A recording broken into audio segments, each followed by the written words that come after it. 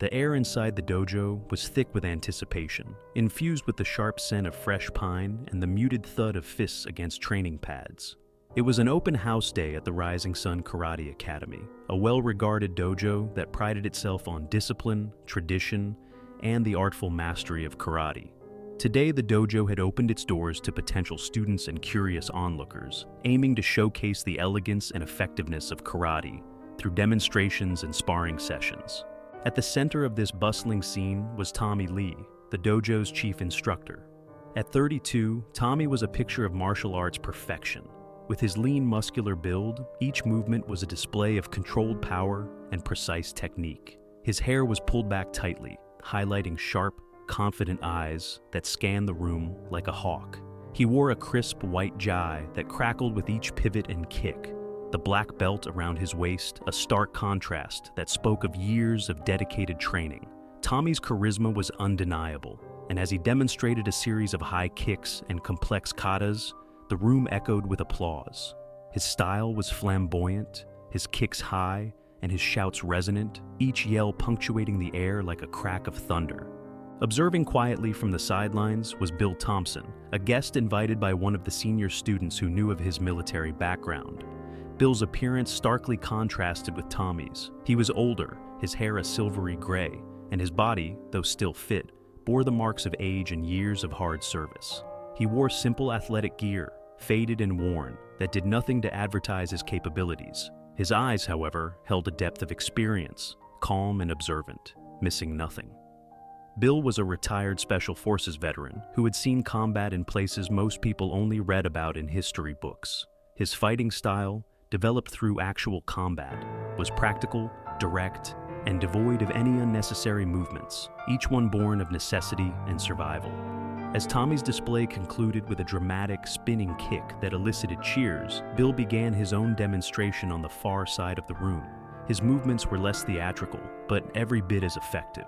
He demonstrated a series of disarmament techniques and close-quarter combat moves that were designed not for a competition mat, but for real-world survival. The few who noticed nodded appreciatively, recognizing the efficiency and deadly intent behind each maneuver. Tommy, catching sight of Bill's demonstration, chuckled to his group of advanced students. "See that? That's old school. Might work in a war, but it's no match for real karate in the ring," he said loud enough for more than just his immediate circle to hear. His words carried across the room, drawing more eyes to Bill, who continued his demonstration unperturbed. A murmur ran through the crowd, a mix of curiosity and skepticism, as the stage was set for an unexpected showdown between two contrasting philosophies of combat. Bill, overhearing Tommy's remark, simply completed his routine and approached the karate instructor. With a respectful nod, he offered, "How about we test that theory? A friendly spar. Your techniques against mine." Tommy, always confident and never one to back down from a challenge, especially in his own dojo, accepted with a smile that was part cocky and part intrigued. "You're on, Grandpa. Prepare to be schooled." Unbeknownst to him, this casual spar was about to offer a lesson in humility that would resonate far beyond the walls of the Rising Sun Karate Academy. As the mats were cleared for the impromptu sparring session between Bill and Tommy, the dojo's atmosphere shifted palpably. The lighthearted showcase had morphed into a serious contest that drew the attention of everyone present. Spectators lined up around the designated sparring area, their conversations a low buzz of excitement and curiosity. Tommy, buoyed by the home crowd, bounced on the balls of his feet, throwing a few flashy shadow punches and kicks to warm up. His confidence was palpable, his smile broad and challenging. He was in his element, surrounded by his students and supporters, ready to demonstrate the supremacy of his karate training over what he considered primitive military tactics. Across from him, Bill stood calmly, his face betraying no emotion, his movements deliberate and reserved. He didn't bother with any ostentatious warm-ups. Instead, he simply rotated his shoulders and neck, his eyes locked on Tommy, assessing and calculating. The referee, another instructor at the dojo, called them to the center. "Remember, light contact only. This is a friendly match," he reminded them, though his eyes flickered with a hint of concern over how this unusual pairing would unfold. At his signal, the match began. Tommy wasted no time, launching into an aggressive series of attacks designed to overwhelm his opponent quickly. He unleashed a flurry of high kicks and rapid punches, each executed with technical perfection, but also with the clear intent to dazzle the onlookers with his speed and skill. Bill, however, was unfazed. He moved with a grace that belied his age, his actions smooth and efficient.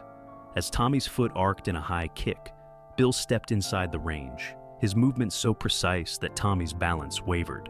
Seizing the moment, Bill gently pushed Tommy's extended leg, causing the younger man to stumble slightly, a murmur rising from the spectators.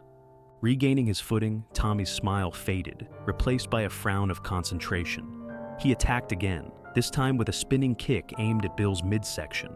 Bill sidestepped the kick effortlessly and countered with a light tap to Tommy's back as he spun, enough to show he could have exploited the opening, but chose not to. The crowd began to sense that this was no ordinary sparring session. Bill's every move was a lesson in itself, demonstrating not just how to strike, but when and why. His philosophy of combat, based on real-world scenarios, emphasized efficiency and economy of movement over showmanship. As the match continued, Tommy's initial bursts of energy began to flag. His movements, though still sharp, were slower, his breaths deeper. Each time he launched an attack, Bill neutralized it with minimal effort, often positioning himself in such a way that Tommy was left vulnerable. Finally, after a particularly ambitious attempt by Tommy to land a complicated kick, Bill caught his leg in midair. With a swift movement, he applied a gentle but firm hold, making it clear he could take Tommy down if he wished. He looked Tommy in the eyes, a silent message passing between them, then released his leg and stepped back, offering his opponent dignity in defeat. The dojo was silent for a moment, then erupted into applause. Tommy, panting and clearly humbled, nodded his respect to Bill. The veteran's display of skill and control had not only outclassed the younger karate instructor, but had done so with a quiet dignity that spoke volumes.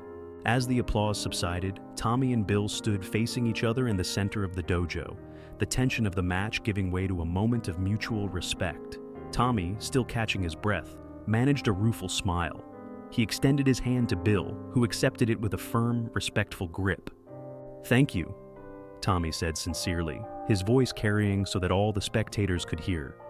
"I underestimated you, and I shouldn't have. You've taught me more than just a lesson in fighting today." Bill nodded, acknowledging the compliment with a gracious dip of his head. "Every style has its strengths, and every fighter has something to teach us," he responded, his tone gentle yet carrying an undeniable authority. "The best warriors are those who never stop learning, no matter how skilled they become." The crowd around them nodded in agreement, many of them whispering among themselves about the unexpected outcome of the match.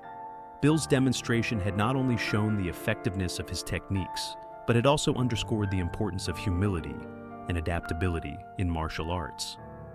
Seeing an opportunity to turn the day's events into a teaching moment for everyone present, Tommy turned towards the young athletes and students gathered around. "Let's all take a moment to reflect on what we've witnessed," he suggested, his voice earnest. "Martial arts are not just about winning matches or performing well in competitions. They're about understanding our limits, respecting our opponents, and continuously striving to better ourselves."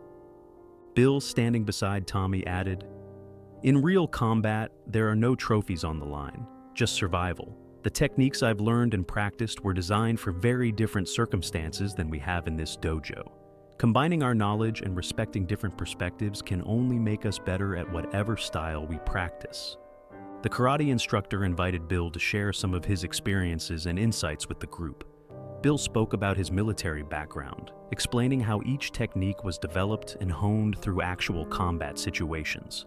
His stories were not only fascinating, but also imbued with lessons about courage, quick thinking, and the real-world applications of martial arts. As the session ended, Tommy thanked Bill again, this time in front of all his students. "I started today thinking I was going to teach everyone something about karate," Tommy admitted, "but I ended up being the student instead." Bill chuckled softly, pleased to see his earlier point so well exemplified. "And I learned a bit about karate today too," he said, looking around at the young faces watching them intently. "Never too old to learn something new." The event closed with a feeling of camaraderie and a renewed sense of purpose among all who attended.